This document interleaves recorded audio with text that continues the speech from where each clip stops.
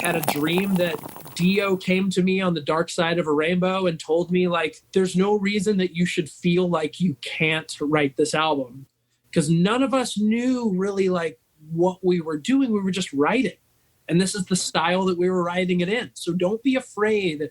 Don't be afraid of that. Don't be afraid to like harness the power of the kings before you. Hey, what's up, Vox and Hops heads? I'm Matt, the vocalist of Cryptopsy and the host of the Vox and Hops Metal Podcast, brought to you by Sound Talent Media, where I sit down with fellow metal musicians to talk about their lives, music, and craft beer. I hope you guys had a great weekend. We are now in March, everybody, which means that Vox and Hops' Sober February is now behind us. I hope you guys enjoyed my whole month of sober content, where I focused my attention on promoting a balanced relationship with alcohol. I personally really enjoyed doing that. It is a truly very important topic, and I hope that you enjoyed it as well. Today's episode is presented by Heavy Montreal. Heavy Montreal is Montreal's premier metal promoter. When there isn't a global pandemic crippling the music industry, they normally put on a bunch of amazing concerts here in Montreal. But not only that, they also put on one of North America's sickest metal festivals, and that is the absolute truth. Trust me when I say this, because I have played just about every huge festival across the globe, and Heavy Montreal is up there, if not better than most of them. I am very, very stoked to have Heavy Montreal behind the Vox and Hops Metal Podcast. Before we jump into today's episode, I'd just like to encourage you to subscribe to the Vox and Hops Metal Podcast on the podcast platform of your choice. But more than that, I'm asking you to rate it and write a review, because when you do that, you will help other metalheads just like yourself discover the Vox and Hops Metal Podcast. I've also just set up the Vox and Hops Metal Podcast mailing list. You can sign up to that on my website, voxandhops.com. That is VOXANDHOPS.com. And when you do that, you shall receive one email a week containing all of the details of everything that has happened in the world of the Vox and Hops Metal Podcast, including all of the details to any episodes which I have dropped in the previous week, if I have been a guest on someone else's podcast, as well as the links to any upcoming live interview Thirsty Thursday virtual hangs, and the updated links to the Brutal Awakenings playlist, which is curated by my man, Jerry Monk, the metal architect himself. Do yourself a favor, join the party, sign up to the Vox and Hops Metal Podcast's mailing list. Now, on today's episode, I'm very stoked to be with James Durbin. Get ready, everyone. This is Vox and Hops episode number 237.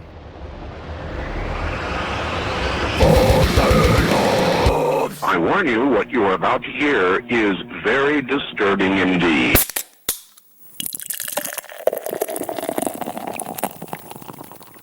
Hey, what's up, everyone? Today I'm with James Durbin, and I'm super stoked to be with you because you are a man with many hats, and you've been around the block, and you've been doing a whole bunch of amazing stuff for over a decade now. I first stumbled upon you when my father just kept sending me these links and these videos and calling me and telling me about the new heavy metal singer on American Idol. So I had just moved out of my parents' house when this happened, and he just kept talking to me about you. So I've known about you since then, and I was a fan then. I was stoked to see someone waving the metal flag on television for the masses to see. So I'm stoked to meet you. This is very, very cool. How you doing, James? I'm doing great. Yeah, happy to be here. Thanks for having me. What's your dad's name? Jerry. Jerry. What's up, Jerry? Wherever you are, I'm sure you're listening. Hope you're listening. If you're not listening, if you can hear, I don't know if Jerry can hear. He can, and he is an avid metalhead. I grew up, discovering metal in the passenger seat of his car back when kids could sit in the front seat because, we grew up in wild times. And that's where I discovered metal with my dad. And he still can hear. He's still, not as well as he used to, but he can still blast it. Let's dance into a little bit more of a complex question, James. How did you cope with the glorious year of 2020, which is now thankfully behind us? I did all right. I call it the year of our Lord Voldemort. 2020 it started off with so much promise. Of course it did. Like, there was so many shows booked, really planning on being this really successful year financially and everything. And you know what? I gotta say, it still was a financially successful year. We bought a house. Like cool. I made the record and had a lot of just made do, hustled, tried to hustle the best I could with backyard concerts, touring people's backyards and private shows, voiceover work, that sort of thing. So it still worked out, happy to say. That's amazing. And you got to hustle. If we're not going to hustle for ourselves, no one's going to hustle for us. So we have to have that mentality as artists to exactly. Not expect anyone to do anything for us. And you've been doing that since the beginning. So kudos to that, and kudos for keeping it going throughout 2020. Thank you. Appreciate it. Yeah, it definitely worked out. Vox and Hops is all about hanging out with my metal friends and talking about their lives, music, and craft beer. What beer do you have on your side there, James, that we're going to share tonight? Oh, tonight I have Sierra Nevada Hazy Little Thing IPA. It's a nice hazy IPA. I live in Santa Cruz, California. Yes. It's about 2 hours from Chico. I've been up to their brewery where they make everything, and it's beautiful. I've played up there at their beer garden really? A few That's years so cool. ago, and they sent me home with a bunch of cases of beer, so that was super rad. But this is the beer that got me into IPA, so I'm very much enjoying these. As my listeners avidly know, Sierra Nevada's Pale Ale, not that one, was one of the pinnacle beers in my craft beer history. I've been enjoying it since 2008, my first U.S. tour with Cryptopsy, and I did have that one that's in your hand last time I was traveling, going to do an Asian tour, and we stopped over in San Francisco, and we drank a few of those before getting on the very long flight to Singapore. Nice. Crack that open. I'm going to crack mine open. On my side, I'm drinking. Right. Wow. This is from Le Bazaar, Brasserie Artisanale, which is another co-branding sister of Le Saint-Buck, which is very complicated, but it's very cool. From here in Montreal, this is a non-alcoholic New England IPA. Oh. It has a 0.5% ABV, and it is probably one of the best non-alcoholic New Englands that I've ever tasted. So I'm going to crack this. You crack that. Sweet. And then we'll do a nice cheers. And then we're going to talk about beer a bit more. All right, let's do it. I'm pouring into a glass over here. Oh, okay. I'm sorry. With a perfect pour. Can you do the hey? Cheers. Hey, salute. It's very rare to find an IPA, New England especially, that still feels like a beer when it's non-alcoholic. Le Bazaar nails it. Love it.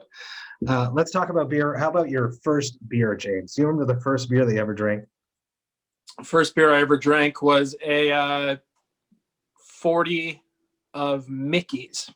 Really? Yes. 40 of Mickey's. And I didn't drink the 40. No, my friends were drinking the 40s. And I was not 21, of course, as you have to be in the States. But I think I was of legal drinking age in most other places of the world. So that was fine. It's fine. But I had it definitely happens. Yes. I had kind of just like the top portion of the bottle, because a 40 ounce bottle is it's a lot to expect out of a guy for his first beer. So not great. And then that was followed by just years of casually drinking Bud Lights, for the flavor.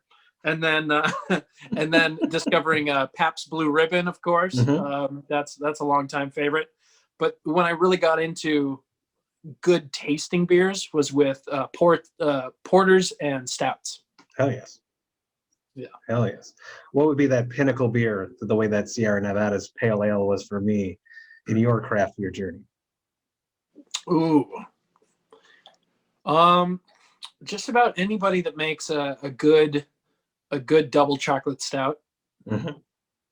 And there's definitely been some stinkers as far as stouts go. Like Guinness is like a traditional stout. Like I've never had Guinness from the brewery, where it's more like mud, and I'm sure it tastes a lot better because like the canning process and everything. I don't have the palate for a Guinness. It tastes more like a porter. but yeah, just anything that anyone that makes a really thick, really creamy double chocolate stout, or there's milk stouts or peanut butter stouts or coffee stouts, oatmeal stouts, anything that tastes like breakfast for dinner is good for me. Get some hot eggs and a nice breakfast stout. Yeah. There's a whole style like that too. The breakfast stouts where it's a coffee stout, coffee oatmeal stout. Those are delicious. I love those. I love those very much. Let's talk about the soundtrack of your youth. I was talking about myself in my father's car. This is perfect for this. I want to know about when you were growing up in your parents' and guardians' house. What music were you listening to when you were not in control of the radio? What music did your parents or guardians listen to? My mom, I have two older sisters, and I was born in 1989. So like the music that they had on, that my mom had on in the car, when my sisters were in the car, it was like the pop station at the time. So it was like New Kids on the Block and, you know, stuff of that era. So I think my sisters had me singing like, oh, the right stuff, till I found Weird Al Yankovic. And then it was, the white stuff. Oreo. That's what it was. Yeah. Oreo. And, but when I was driving around with my mom and she was in control, it was like bad 90s Christian radio. But then I was fortunate that she also really enjoyed listening to Motown and oldies stations. So I grew up listening to like Al Green, Marvin Gaye, the Jacksons, the Temptations. And then that turned me on to Michael Jackson. And then, you know, going from hearing the music on the radio in the car to then seeing Michael Jackson for the first time, like on a VHS tape or something, or on MTV or VH1, and seeing him like come out of the ground of the stage in a spaceship, and then the space shuttle sits there for like 5 minutes, and then the door bursts open like something from Spinal Tap, and he steps out with like the space helmet on, and he's standing there for another 5 minutes waiting for that sizzle, as he called it. And then he'd slowly remove the helmet and stand there with sunglasses on for another 5 minutes, and then slowly take the sunglasses off, and then the music would start. And at that point, they'd already airlifted like 2,000 kids out of the stadium, you know? So it's like that, like, whoa, you can wait 30 minutes doing like sizzle before you ever even sing. And that's really what attached me to performance. But finding metal or any of that wasn't until high school. See, that's the right way to form sizzle versus the Axl style of just not being on the stage. right just not showing up. You actually have to be there for them to want you to, you know, let it happen, you know. I don't think I mentioned this podcast, but I had 3 little girls that lived behind me growing up, and I remember when they told me that they loved the New Kids on the Block, and I did not know what this was, and I was so, I guess, insecure and worried that they wouldn't want me to be my friend anymore, that I thought that there was actually new children that lived on the block that they loved and that they were going to play with instead of me. Just a funny anecdote. Take me to your first gigs, the first show that you went to go and witness and see, your first live music experience. I don't necessarily remember who it was. I know that it was something at church. It was some like Christian rock bands, and then there was like a Christian hardcore band. And I remember going in the mosh pit at like 13. And I got pushed up to one of the big JBL speakers in front of the stage, like one of the main house speakers, and like my ear or something like ruptured or something. So then I didn't go for a while, but was playing music and listening to music. The next concert the first concert I really remember going to was it was Trapped, and I was also Trapped. Yeah. And I wasn't there because I really wanted to see Trapped. And I was waiting outside the concert venue because they had like a radio promo person out there. And I thought it was really cool. I was like, oh, this is cool. You're broadcasting radio from out here, you know, live from outside. And I just was trying to understand it, wrap my head around it, you know, waiting for like a free CD or something. And they were like, well, if you go away, I'll give you tickets to the concert tonight. And I was like, cool, who is it? And they told me, and I was like, I don't really know who I don't know who that is. And they're like, you know, that song, well, I'll play it right now. Headstrong, I take you. And then and now we see where being so headstrong gets you. But I went in, caught a good contact high from the from the older kids that were there, and I don't think I stayed for the whole thing, but it was cool to to be in there and to see that, just the experience of it. The first, the real concert that I saved my money up for and went to was the Project Revolution tour that Linkin Park hosted. I didn't really like Linkin Park, but I was there to see My Chemical Romance and Him. Yes. Finnish love metal band. Yeah, I just dove into them recently. It's really, really good. I enjoy it. The first big album that hit, Razorblade Romance. Mm-hmm. They were on Bam Margera's label, and you got Vil Vallo on the cover, just androgynous on the pink album cover, and the cover of Chris Isaac's Wicked Game. And exactly. But just so much of that record really inspired me of harnessing the darkness of music and just that culture and that side of things, and finding that love metal side was kind of like a gateway for me to find, heavier metal and classic metal and power metal and all the other different subgenres and subcultures of metal. It's a beautiful thing, metal. There's so many layers of it. It's like this insane flower, and every part of it is the flower. So that's what I love about metal, and why I can talk to so many different artists on Vox and Hops, because we are all part of one beautiful metal flower. Yeah, exactly. I have to ask you about Idol. I'm sure you're fed up of talking about it, but yeah. What interests me coming from a musician's side of it is the work ethic that you gained from being a part of Idol, because I can only imagine, the production for every episode, learning a new track, a few new tracks in some cases, connecting with your nerves, dealing with the stress of it all, the ambiguity that would kill me personally. I like stability. Not knowing if you're going to be there next week, it probably just put a whole bunch of weight, and how much you learned from that experience.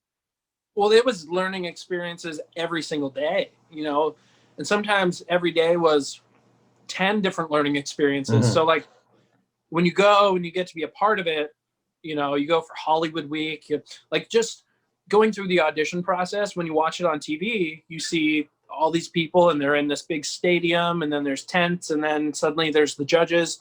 So all that, at least for our season 10 years ago, happened over the course of 3 months. So we go to this giant cattle call audition. There's 17,000 people in San Francisco, where the San Francisco Giants play, baseball team. And, out there in the cold to get a wristband. And then 2 days later, you come back. I think my wife and I, we waited for a total of 36 hours for me to sing for 30 seconds. So just going through all that, it's really a weeding out process, and they figure out, okay, well, who really wants this? Who's willing to go through all this? Mm-hmm. Then we go back to San Francisco. I do 3 more rounds in front of producers, and then meet with the executive producers. Then they send cameras to our house to do a home story. And then a month and a half later is the actual time that you go and audition for the judges. But then you get the golden ticket, you go to Hollywood, which is really in, it wasn't in Hollywood. It was in, I can't remember what it's called. Anyway, somewhere east of Hollywood. And the mystique. You're breaking the mystique. Right, exactly. And so we went there, and you do all that, and you're learning about, opening up every little bit and detail of your life to the cameras, to the producers. Mm-hmm, mm-hmm. But they're trained to do that. They're trained to they're like psychiatrists, and even before you get there, you meet with psychiatrists, you meet with private investigators, really? They don't want anyone crazy. That's why. Yeah. To find out if you've murdered anyone, exactly. or done Puerno or any of that stuff. So I got that from Jericho. Tape? He calls it Puerno. Chris Jericho. But of course, yes. Yeah. But sometimes if they find out stuff, or if you're upfront with things, they'll keep it from coming out. But there's other things that I've seen them handle things really weirdly. One guy, he had a warrant, a few seasons later, he had a warrant, And obviously they knew this because they interview everybody and they dig you up. They find out your aliases, everything. Like it's full blown like CSI backstage before you ever even get shown on TV. So they fully knew this dude had a warrant and they put him on the show. And then they made this deal out of it for ratings. Like, oh, well, you know, you got to leave us because you have a warrant for your arrest. And then they like said goodbye to him on TV, knowing full and well that this dude had a warrant. But anyway, so like you go and do the show and it's press training and it's interview training and choreography and, you know, staging, blocking. We went and did like mentor sessions. The really cool thing about our season is because Simon Cowell had left the season previously, it was his last season. He left the show completely. So we had Jennifer Lopez, Randy Jackson, and Steven Tyler. And then Interscope Records came on board to release all the music. So we were working with like top producers from Interscope that work with all their, you know, big artists who worked with Imagine Dragons and Lady Gaga's and Beyonce's and whatever. So it was really cool working with those people, as well as we had Don Was, who's like world famous producer, works with John Mayer and everything. And he would always track live in studio. So we get the full band in studio. I got to do Stevie Wonder's Livin' for the City, recorded live in studio with Don Was producing and with Bob Babbitt on bass. And Bob was one of the original Funk brothers that played on all of those tracks, you know, all those songs, all those Stevie Wonders and all the Motown stuff. So it's like, whoa, this is just absolutely nuts. And then, you know, you pile on, like, I was able to bring Zakk Wylde in through Jericho. And like, you know, I went to the producers and was like, if I can do the groundwork, let me do the dirty work, please. If I do this and I can secure Zakk Wylde to come and trick him to come on American Idol, you know, will you guys allow it? Will you, you know, show for it? And they're like, yeah, you're crazy. Good luck. It's probably not going to work. You're stupid, but, you know, go for it. And fully got him. Zakk came in, and because Dancing with the Stars and American Idol film in the same studio, you know, it's like, if you look at your phone and you put a line down through it, it's literally the same building. And one side, the studio is Idol. The other side, separated by a hallway, is Dancing. Wow. And Chris Jericho was on Dancing with the Stars at the same time. So Zakk goes in like the big doors on the Dancing with the Stars side where they load in their sets and stuff. And, you know, with his roadie and just the vest and everything, just ready to go. And this is for like just rehearsal day that we're going to come back the next day for the performance. And he's like, oh, I'm here to play. And they were like, you're not listed over here on Dancing with the Stars. You must be over there for American Idol. And I can just imagine the look on his face, just like, you know, I worked it out with his wife, with Barbara Ann, who was managing him at the time before Blasco took over. And it was something. So luckily Jericho came over and was like, you know, Don't worry. Yeah, you're here to perform on Idol. It's great, you know. But like the same week, I got contacted by the Make-A-Wish Foundation that some kid who had Tourette syndrome and high functioning autism, just like me, like his dying wish, if he were to die that week, his last wish would be to hang out with me.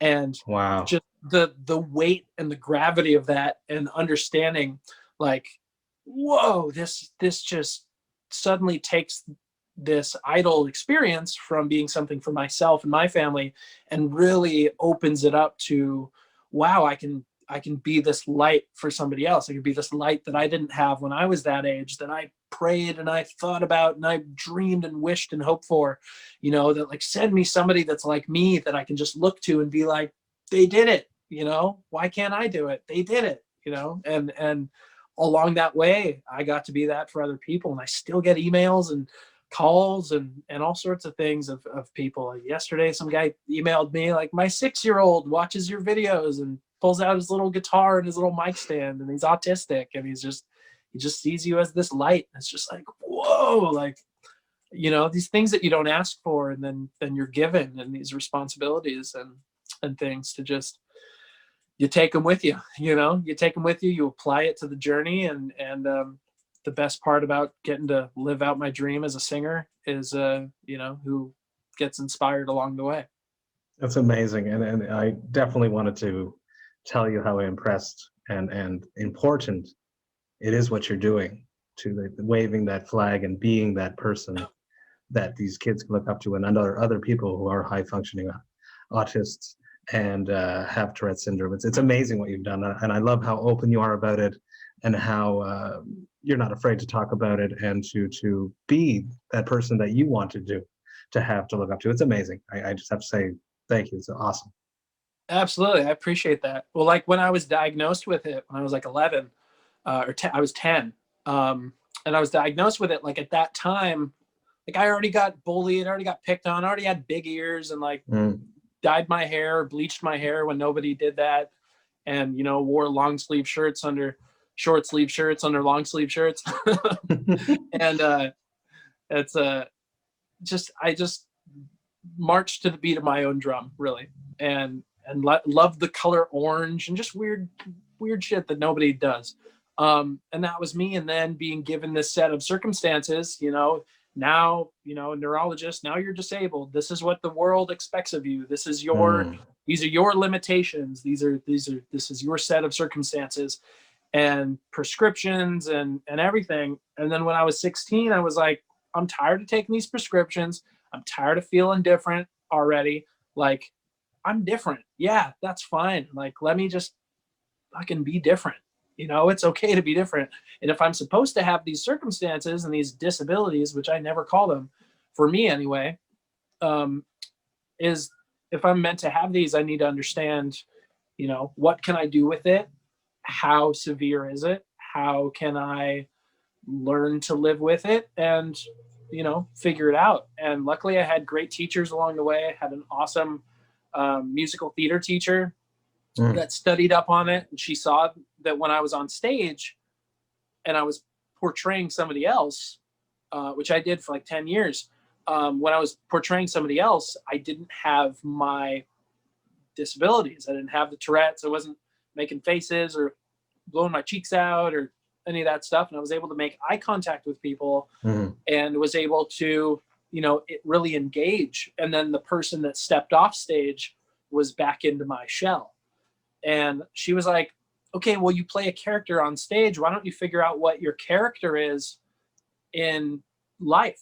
And I've always been a big fan of pro wrestling. And so to me, it was like instant, like I understood it in that way of like, oh, like a wrestler, like, they turn up their personality to 11. The Rock, he's got to be like that off stage, like out of the ring. He's got to be just, kind of super energetic, doesn't know what to do with it. He is that performer, and so figure out, who I wanted to be. And I wrote a character for myself. I wrote Crazy James, and Crazy James no longer cared that bullies thought that he was stupid or ugly or big ears or whatever. It's just like, really?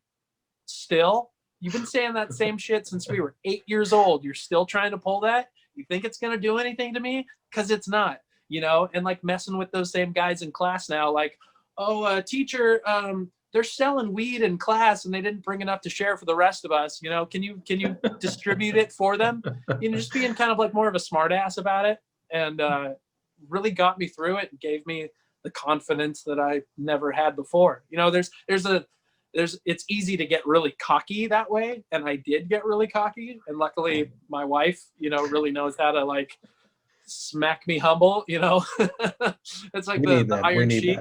Yeah, make you humble. Yeah, so she's the Sheik in my life. Yeah. You must have freaked out though, being so close to Chris Jericho, being such a heavy metal fan, because he's a great frontman, excellent vocalist, and a huge wrestling star. That must have been like just like going to the zoo for you when you crossed him in that hallway between the two stages. Yeah, well, Chris actually came over for one of our shows, one of our results shows. They brought Hulk Hogan out to tell me I was going through. And this is before we know now what we know about Hogan. So it taints the memory somewhat. I have to like get rid of all the memorabilia and all that stuff that I collected all the years, which sucks. But back to that moment, like I almost shit my pants. Like it was like serious. You watch the video on Idol, and like I lost all bodily functions just about. I was on the verge, and my jaw went unhinged. I looked like the genie in Aladdin when his jaw hits the floor and his tongue rolls out. It was like that. I couldn't breathe, and I just couldn't grasp anything that was happening. And then he like delivered like a job punch to Ryan Seacrest, and then Ryan flew off the stage and like legit elbowed his bodyguard directly in the eye. And it was Steven Tyler's bodyguard had a giant black eye for like 2 weeks after.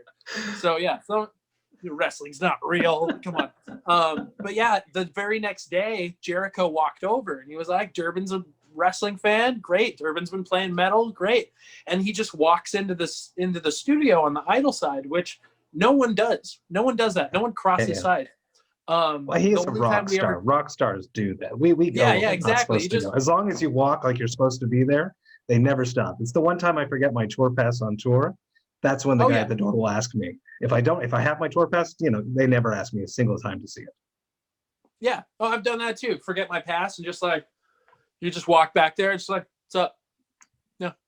Who else would be walking through the grounds wearing tights and knee-high boots? Answer me that, sir. In a shirt and a vest that says mental health on it, whatever. And so, Jericho walks over and he's just like, what's up, man? That was great with Hogan. That Hogan bit, really been enjoying you. And Jericho and I then hit it off. And we weren't supposed to leave the hotel and stuff for Idol. Us Idol kids weren't allowed to leave the hotel. So we started hanging out and he started sneaking me out of the hotel. Like he's like, I see a back door back here. If you can find it. I looked up the plans, the blueprints for this hotel online. And, it's like this Ocean's 11 thing. And, there's a door if you take the elevator and I'll meet you out back. And we snuck out. You snuck me out. We went and had dinner with The Miz at this like super Hollywood bougie steakhouse called Boa on Sunset, and getting stopped by the paparazzi and whatnot. It was just so weird. I had never experienced that because we were always kept at the hotel. Yeah. And then I was like, oh great, the secret's out. Here I am in my Canadian tuxedo, full blown denim pants, denim jacket, denim hat. Just didn't think about that one. Didn't know we were going to a nice steakhouse. I thought we were going to the Rainbow. And then snuck us out again, and we went and saw Rod Stewart and Stevie Nicks at the Hollywood Bowl. That's so badass. And then snuck us out another time and went and saw like some tribute night with like some Metallica tribute band and the Iron Maidens. And some shitty Kiss tribute band, and met Tim Ripper Owens. He was there for some reason, and it was just kind of a who's who and who's not. Going to Steel Panther in Hollywood with Chris and getting up on stage with those guys and Dane Cook and Jericho paying for Sebastian Bach's bar tab when he bailed out. Yeah. Ooh. Yeah. Were you not allowed to party? I assume you're not allowed to party if you're on Idol. Yeah, we weren't really allowed to party. When I would sneak out with him, I wasn't really partying. It was more just for the experience of like, I get to go hang out with Chris Jericho. And here we are at this steakhouse, and here's the Miz, and now we're sharing a dessert, the three of us. It was just like, it was just really funny. He would treat me to these things, and he'd just see like, Durbin's a cool guy. I don't have really any friends out here, and getting to hang out with Jericho, and then whenever his random friends and Speewee, Dave Spivak would come and we'd hang out, and then it just like developed this ongoing friendship, and it was really something. Yeah, we weren't allowed to leave the hotel. Like they had security guards at the front of every hotel that we stayed at to make sure that we wouldn't leave. So I'd always go out the back door and then just come back through the front, late at night, just be like, what's up, guys? It was just really funny. That's so cool. Yeah, it was crazy. Really Very crazy. Cool. I also have to ask about Quiet Riot. Would you ever have imagined, as a kid, that one day you would be fronting Quiet Riot, No, the first time I heard Mental Health, Bang Your Head, was on a WWE Legends video game. Like the game really sucked. I think I got it used. It was like $20. I sold some other games, and went and got this game, and it was the menu song. It was the theme song on the video game menu. And I was like, man, this game sucks, but what is this song? I really like this song. And was able to figure it out. And, it's early days of YouTube. So I was able to figure it out and then really consumed a lot of Quiet Riot, and really just like the first 2 albums, that's where the meat is. There's not much else beyond that. There's a couple gems. There's Terrified. There's some stuff on QR3 and the QR record with Paul Shortino. That's a killer record too. But I saw Kevin DuBrow, and I saw footage from their music videos as well as the US Festival. And I saw this guy that was fully rocking his receding hairline and striping his mic stand, and he looked like Gene Wilder from Willy Wonka. And I was just like, wow, this guy he's all over the place. He's throwing the mic stand up and spinning it and twirling it in his teeth. And I was like, this is so excessive and so over the top, and it's so accessible as well. So I started striping my mic stand, and I started wearing my hair like kind of feathered and wacky. And and just to know that I had the chance to, stand in the position where Kevin DuBrow stood, and I had the approval of Kevin's brother Terry DuBrow, the famous plastic surgeon, and just knowing to have that stamp of approval from his family to stand there, and just the weight of that and the importance of it, because really what I wanted to do with my time with them was to bring back as much of that showman quality that hadn't been there for so many years. No disrespect to any of the other guys that fronted the group. I believe I'm like the 8th one. And there's, who knows how many more there'll be, if Jizzy will be the last, but he's been there once before. So he's the 6th and the 9th. So, who's to say?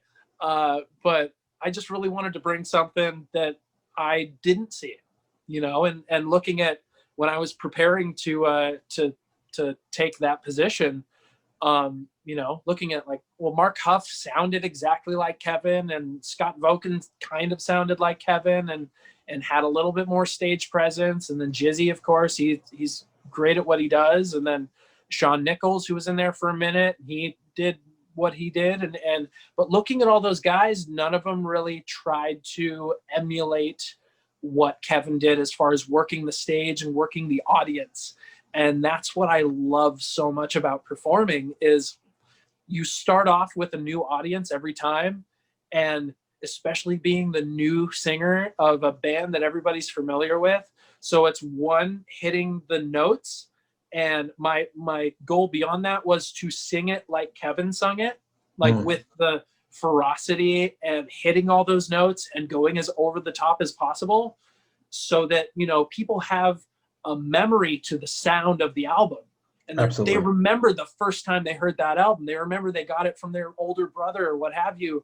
And they're like, put this on, listen to this album, light a candle, burn a joint, and listen to this album, And I really wanted to tap back into that, just that over the top. He's like Pee Wee Herman and Macho Man Randy Savage mixed in one, just, and just that over the top 80s thing, and really wanted to tap into that. And I feel like I did. There's shows where I was dry heaving after the show, or, skinned my knees, or, pulled a groin muscle or something from just, toe touch, back bend, power knee slide, and, and back bend and hitting the high A, and, all of it. So it was fun. The shows were definitely the most important thing I take away from it. The experience of playing all those shows. One of the last shows I played was Heavy Montreal. With me, Chuck, Alex, and because Frankie was already dealing with his cancer, that we had Johnny Kelly from Typo Negative on stage with us, and just getting to rock this solid 30-minute set, and really just deliver the punch to everybody, and there wasn't a single original member on stage, and the fact that we delivered the way we delivered and got the reaction and the response that we got is really saying something, to the level of performance and commitment and all that. It was great. Absolutely. One of my favorite memories. Montreal loves metal, so it makes perfect sense to me, and you guys brought it, so it makes perfect sense to me. A lot has been said about you no longer being with the band. I don't want to beat a dead horse. I know you've talked about this a lot. Is there anything that hasn't been said that you would like to touch on about you no longer being there? If not, we'll move on. No, not really. I mean, we just couldn't come to an agreement on moving forward. I mean, the album making process wasn't something I really enjoyed because we were just kind of making throwaway records, and I just don't like doing that, so it was kind of that, but we just couldn't come to a new agreement, and I really wanted to make music and and really put a focus on making new music and good music, and my involvement on that end was I would just get given instrumental tracks that there was no changing. You couldn't change anything, and I just had to write to it. And sometimes that was easier said than done, which is why, like on Road Rage, when I first joined the band, Sean Nichols had written all the songs, but then when I joined, I had like 2 weeks to write all brand new lyrics and melodies for the whole record and record. I'd write it and record it. Yeah. And by that point, like, they were like, just send us dry vocals, we'll mix it in. They literally just dropped in the dry vocals and printed the record. They put no effects, they put nothing on it. And which is just like, oh my God, like it's such your big record. You've done a lot of big records before that, but here's your like big in the metal scene. Yeah, the big debut with them. And I mean, it's a classic rock record. It's more like a Humble Pie record. But when I recorded, like, it sounded like Mountain. Like, it sounded like good classic rock, like Mountain, really wet vocals. Did a lot of harmonies and harmony sections and everything, and really like dug my heels into that. Like, I know Kevin was a big fan of, and it really inspired by Steve Marriott from Humble Pie, as am I. So I was really digging into that Steve Marriott thing, and it was just all washed away. And like some tracks got dropped in the wrong section, and like that happened on both records. Like, just like because you're not there, right? Right. Well, because there was no, it was, not my circus, not my monkey. That was the catchphrase we, us guys in the band kept throwing back and forth at each other. Well, not my circus, not my monkey. We just gotta sit back. If you make a suggestion, it's like, well, what do you mean? And you play a side by side, and they still don't get it. It's just like, it's just, this is just part of the job. Sometimes you got to push paper. It's very hard. Yeah, very hard being in someone else's band. Yeah, especially if you're not inspired. And really, I just was no longer inspired. And I still enjoyed playing the live shows and everything and doing all that stuff. But, it's that. And then it's really, I just wanted to spend more time with my family. I wanted like a week off during the summer to go on our annual camping trip. And that just blew up and turned into a bigger deal than it needed to be. So, yeah, I mean, it's funny, like stuff that everything ended up getting canceled for 2020. And we were able to go on our camping trip anyway. We got our cake and we got to eat it too. We got to extend our trip. It was great. So, and I got to make this killer record out of it. So I really don't look at it as being a bad time. I wish those guys all the best in the world. I think it's great that Frankie's final, his wish was for the band to continue, because Chuck Wright, Alex Grossi, and Jizzy Pearl and Johnny Kelly are all killer musicians, and they work great together. I've seen video of them playing with Jizzy. We locked in great together. I hit certain little nuances and things that, Jizzy will have his certain nuances and things that they hit on, and the more they play together, the better they'll get together. But, it's Alex and Chuck have been playing together for like 15 years, and Johnny is so reminiscent of Frankie's playing, and it's just great, to know that he was handpicked by the guy. The last like 4 months of touring that I did in the band was with that lineup, you know, sans Jizzy, and sometimes Mike Dupke on drums. But it was great, and you know, it's their music will continue to live on. It really will. You know, those records are, it's people still come and see the band by the thousands, you know, by the thousands. Yes, everybody plays shows in front of a couple hundred people from time to time, and then you play the festivals and you play the fairs and you play everything, and there's thousands of people, and everybody knows those songs. So you know, it's they've got, you know, they've got it all. They've got it all. Experience of a lifetime. Exactly. Yeah. Yeah. But let's talk about the new record, The Beast Awakens. The Beast Awakens came out February 12th via Frontiers Records. Talk to me about this. This is your most metal record.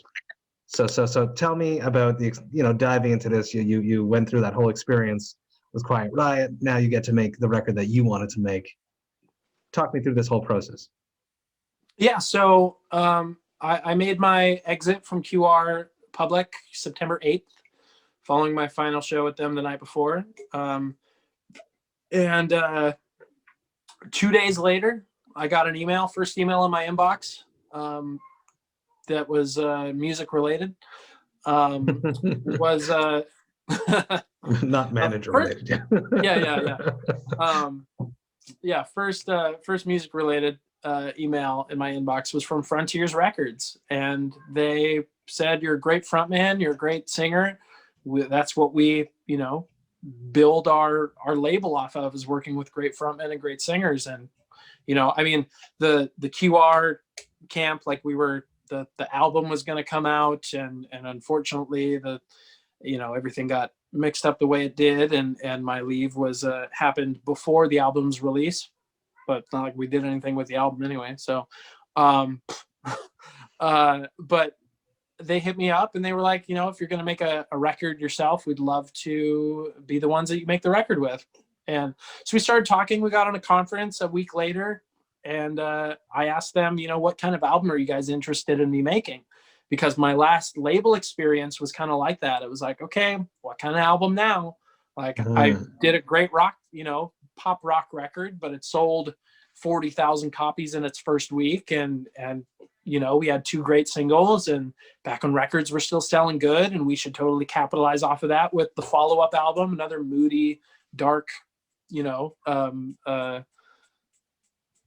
rockish record, and which I went to Nashville and recorded a bunch of songs with James Michael from 6 a.m. And the label came back and was like, "Oh, we want you to make a pop record." So I went to Frontiers like that, you know, like, what kind of record do you guys want me to make? Like, I know they're very rock and metal, but some of it's like more, you know, adult alternative, or, you know, just very wide spectrum of genres under the metal and the hard rock guys. So they were like, "Well, what kind of record do you want to make?" You know, kind of put the ball back in my court. And I basically just said, you know, I'm thinking like classic heavy metal. I'm listening to a lot of Dio and a lot of Priest, and really touching back with those roots. And they were like, basically like, "That's what we were going to say. This is perfect." So I started, I signed my record deal with them in December of 2019. So, you know, September to October, November, December, like less than 3 months after the QR leave. And so I started gathering songs. I've never considered myself much of a like riff writer as far as guitar playing goes. I never really considered myself much of a guitar player until Rich Ward told me that you're a great rhythm guitar player and you should definitely give yourself more credit and believe it more. Believe in yourself, buddy. Thanks, Duke. And so I started doing that. I at first worked with some different co-writers and co-wrote some different songs using like instrumentals back and forth and putting ideas on it that way. But I knew I just wanted to write in a room with somebody and just write songs from scratch. So I had this idea that I recorded in a voice memo, and it went, and I worked on that. I took it to my guitar and I transposed it, and I figured out and wrote a song around it, and ended up writing the title track for what is now The Beast Awakens. And I sent Frontiers 5 songs, 4 of which were co-writes, demos, and then this song that I wrote and demoed called The Beast Awakens, and everybody agreed that that was the best song out of all of them. And so I figured, like, okay, why continue to write like B average songs with other people when I wrote the best song out of these 5 myself? So then I started doing that and using that same formula and that same method of coming up with vocal melodies and then transposing them to my guitar, which is how I wrote most of the record. And it was just crazy. And it was just me at my desk with my guitar and my laptop and a real easy interface, my Lewitt mic, my Lewitt DGT 650 all-in-one home studio in a box. And thank you to Lewitt. And yeah, shameless plug. No problem there. Yeah. And please send all the free mics you guys want. I got to find places to put them with the other free mics. Thank you. And so I just did that, and I worked on it and wrote it and crafted it and just kept demoing songs at my desk. And after I'd written each different song and had consumed the demo over and over and listening to it nonstop and figuring out, like, okay, because have you heard the record? I've heard a bunch of it, yes. Yeah, so the title track, The Beast Awakens, is it's more driving, it's more modern in its way. It's more, it's got like a melodic sensibility, kind of like Ghost, I'd say, just in the riffage, and then the vocal is a little bit more Priest, Defenders of the Faith. But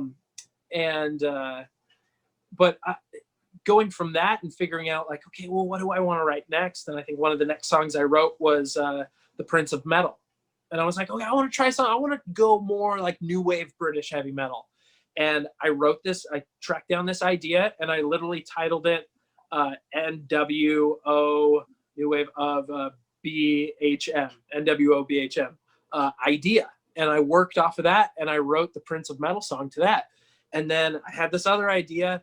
I had a dream that Dio came to me on the dark side of a rainbow and told me, like, there's no reason that you should feel like you can't write this album, because none of us knew really like what we were doing. We were just writing, and this is the style that we were writing it in. So don't be afraid, don't be afraid of that. Don't be afraid to like harness the power of the kings before you. So I was thinking, like, kings before you, the prince will one day be the king, and the prince is it comes from its descendants, is descending of the kings before him. So that whole idea came to me, and wrote that, sitting high atop the mountain. He's not high on the mountain. He is literally high atop the mountain over all there is to see. It's the dream in the song. The dark side of a rainbow touched the earth beside me. From the sky descends the wizard as he spreads his hands apart, manifesting right before me, holding out the sacred heart. It's Dio. It's the sacred heart. He says, amazing. You are the defender of the land, from the hills to the horizon, from the holy to the desperate and the damned. You are the kings before you that reigned before you, became the heir to the throne. And like the kings before you, I can assure you will never stand alone. And I just took it from there and was like, this could be like a power metal kind of concept album dipped in this like Tolkien, Blind Guardian, like sort of like, just that vibe. Go really, really Scandinavian with it. So that's what I did. I was, really stoked to kind of find all these pieces that just happen to work together. It's amazing. That's amazing. And who would have known if you would have had the time to do all of this if the pandemic wasn't there? To have that time to hum out riffs and then rework them all. Time was in surplus in 2020, which was a good thing. It really was. Yeah, I'm really blessed and really grateful and fortunate to have had everything work out that way. And like I said, I wrote the whole album just myself, like just sitting at a desk with my guitar, every riff, every lyric, every melody, and everything. So like taking that and applying it to the studio of like, okay, well, I was able to do it like this. I don't really want to record everything myself. I'd rather get like really top tier players to do it. And I guess I'll record the guitars myself because I wrote the songs and I know how to play them instead of having to, wait a few weeks for somebody else to learn them and teach them all the nuances and the things that I really want in there. So I just decided to, fuck it, I'm going to play guitar on my own record. This is cool. Why not? So and I had played some shows with Y&T, California 80s rockers. And their drummer, Mike Vanderhule, him and I were standing outside behind the venue one night. And he was like, hey, if you're ever making a record, it's been great playing these shows and getting to hear you. You're great. I'd love to play on something. And if you're doing a record. And I was like, well, I literally just signed a record deal. Haven't told anybody outside the family. And, I'll hit you up when the time comes in the summertime. Kind of same thing happened with Barry Sparks, killer bass player that's played with, everybody. Dawkins, Ted Nugent, Michael Schenker Group, Yngwie Malmsteen, Bees, a huge stadium act in Japan, and just gets around. Kathmandu, and all sorts. So Barry was just like, I'm just a fan of your singing, man. Just send me songs. If I dig it, I'll just play some bass on it, send it back. I don't care, man. I just want to play. I was like, seriously? He's like, yeah, of course, dude. I can't wait. And so I sent him these demos, and same thing with Mike. Like, I took out my drums. I sent him my demos with a click. He tracks his drums to my demos, to my vocals and guitars and everything. And then we take out the bass with it and fly in a rough mix of Mike's drums back into the demos, and then take the bass out, send that to Barry, and he records his bass, which just blew my mind and still blows my mind listening to it. Just like, he is all over this record, he runs all over it. He's like Axl Rose and Bruce Dickinson combined, running back and forth on stage, but doing that over the fretboard on his bass. It's amazing. And then took that into the studio and redid my guitars and vocals. That's super rad, dude. I'm super stoked about it.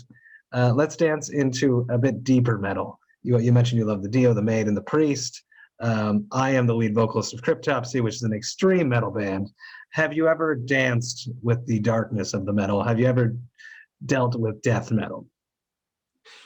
Not so much. No, I've always wanted to figure out, because my voice is my instrument and I love figuring out new things and what it can do and where it could go. And I've always wanted to like figure out how to do that and to teach myself how to do it safely, and incorporate that into it, because I just love that, like the guttural of it. But my voice is I'm just guessing that mine would be more like a goblin sounding. More like that, more like a golem coughing up a hairball. I've delved in it. If you've seen my music video for the Prince of Metal or Kings Before You, my orc friend is from a group called the Band of Orcs. Oh. And so theirs is they toured with Gwar back in 2009, 2010, around that time. So but they've been kind of laying low, and some kids were playing D&D out here in the Santa Cruz Mountains and happened to roll a band of orcs, and a portal opened up and an actual band of orcs with guitars and drums and everything came out, full blown, and they devoured the kids. I think one of them survived, but was thrown back into the portal and then came back, and now he's the Prince of Metal. I don't know. We've been trying to figure out how to mesh our fandoms. I love it. I want to touch on a few more things before we wrap this up. The Backyard Tour 2020, when you mentioned you did that last year as well. How did this come about, touring people's backyards, and what is that experience like for you? It's great. I saw a friend of mine from Idol was doing it and was promoting something, and I was just like, how are you doing that? And he literally sent me like the pitch email. So he puts, the idea out there, and people respond to it, and then he sends them back this kind of like this copy and pasted email, just like, this is what I'm doing, this is how much I'm looking to make, this is the idea of it.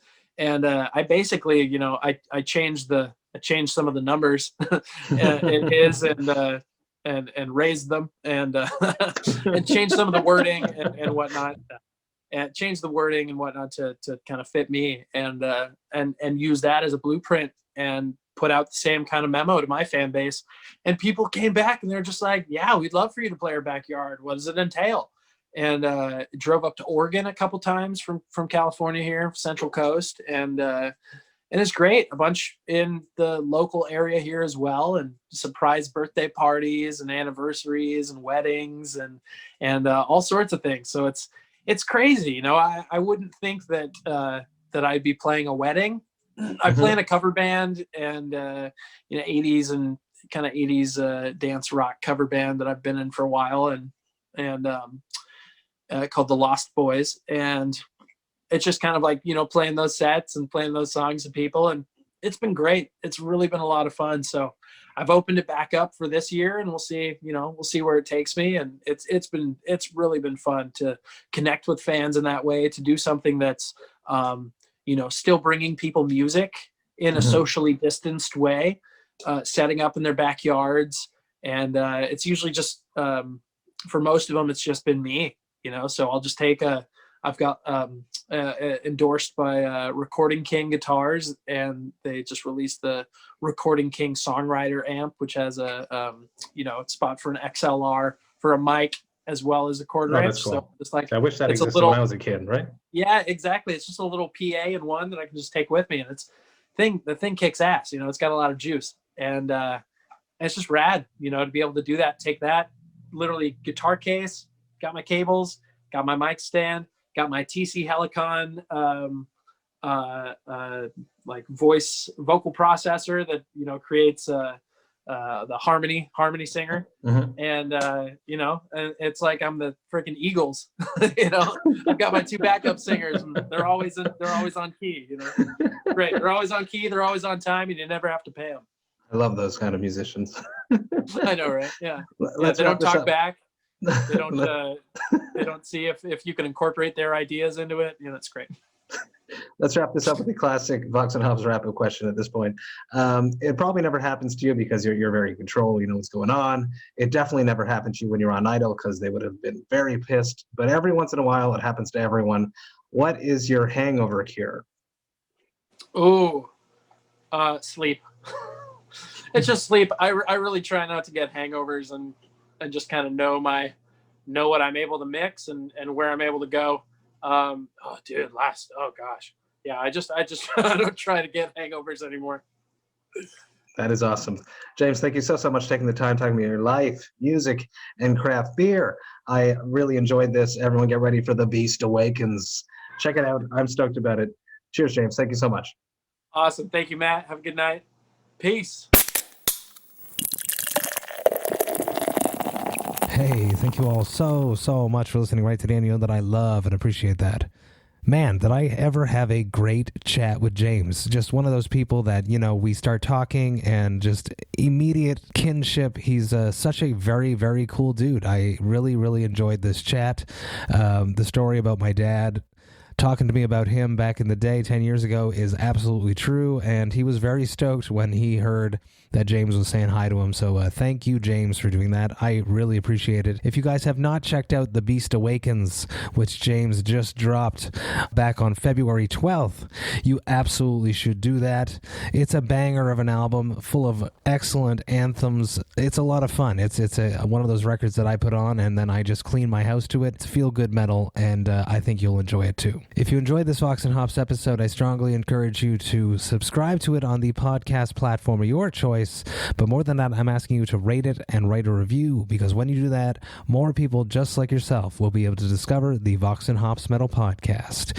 You can also sign up to the Vox and Hops Metal Podcast's mailing lists, and you can do that on my website, voxandhops.com. That is VOXANDHOPS.com. And when you do that, you shall receive one email a week containing all of the details of everything everything that has happened in the world of the Vox and Hops Metal Podcast throughout the past week. Do yourself a favor, join the party, sign up to the Vox and Hops Metal Podcast's mailing list. It's a blast. The Vox and Hops Metal Podcast is brought to you by Sound Talent Media. I have one more episode coming at you this Friday, but until then, remember to enjoy life, metal, and craft beer. Cheers, Vox and Hops heads.